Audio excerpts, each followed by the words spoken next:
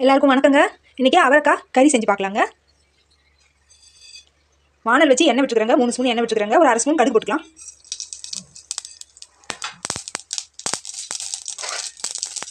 பட்டை ஒரு துண்டு, லவங்கம் 2, கொஞ்சமாக சோம்பு வச்சுருக்கிறேங்க. இப்போ இதை சேர்த்துக்கலாம்.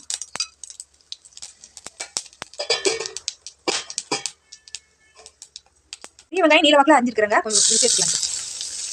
ஒரு பெரிய வெங்காயம் நீல வாக்கில் அரிஞ்சு சேர்த்துருக்குறேங்க. இப்போ நல்லா சிவக்க வதங்கிட்டுங்க. இஞ்சி பூண்டு ஒரு 1/2 ஸ்பூன் சேர்த்துக்கலாங்க. இப்போ இஞ்சி பூண்டு விழுதும் நல்லா வதங்கிட்டுங்க.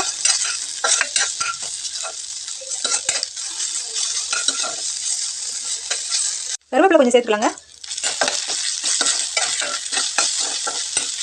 இஞ்சி பூண்டு நல்லா வதங்கிடுச்சுங்க. இப்போ தக்காளி சேர்த்துக்கலாம். ஒரு குட்டி தக்காளி, ஒரு தக்காளி சேர்த்துக்கலாங்க.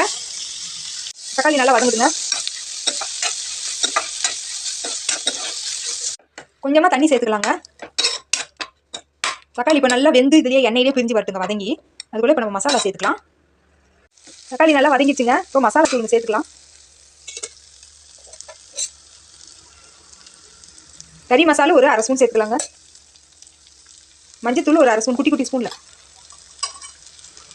மிளகாய் தூள் காரத்துக்கு தகுந்த அளவுக்கு சேர்த்துக்கலாங்க. எவ்வளோ காரம் தேவையோ அவ்வளோ சேர்த்துக்கலாம்.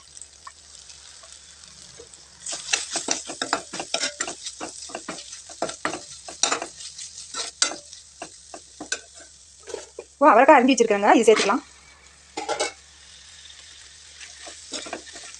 ஒரு வதக்கிட்டு கொஞ்சமாக தண்ணி சேர்த்துக்கலாங்க.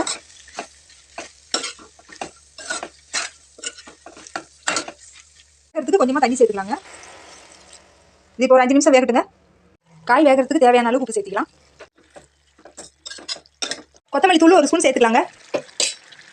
ஒரு 3 பத்தை தேங்காய் துண்டாக அரிஞ்சிட்டு இதில் ஒரு 1/2 ஸ்பூன் கசகசா சேர்த்து அரைச்சிக்கலாங்க. விழுது அரைச்சிக்கலாம். அரைச்ச தேங்காய் விழுது இதில் சேர்த்துக்கலாங்க. தேங்காவும் கசகசா 1/2 ஸ்பூன், 3 பத்தை தேங்காய் அரிஞ்சு அரைச்சி வச்சுருக்குதுங்க. இந்த விழுது இதில் இப்போ சேர்த்துக்கலாம்.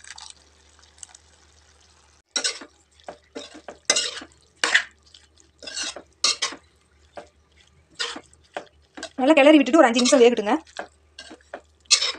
காய் ஏற்கனவே பாதி வெந்துருச்சு. இன்னும் ஒரு 4-5 நிமிஷம் வெந்தால் போதுங்க. காய் இப்போ வெந்துருச்சுங்க. நம்மளுக்கு தண்ணி எவ்வளோ தேவையோ அவ்வளோ இலக்கமாக விட்டுக்கலாங்க. சாப்பாட்டில் போட்டு பிசைஞ்சு சாப்பிட்றதுக்கு ரொம்ப நல்லா இருக்குங்க. ஒரு முறை செஞ்சு பாருங்க. இப்போ கொத்தமல்லி தழை தூவிக்கலாங்க.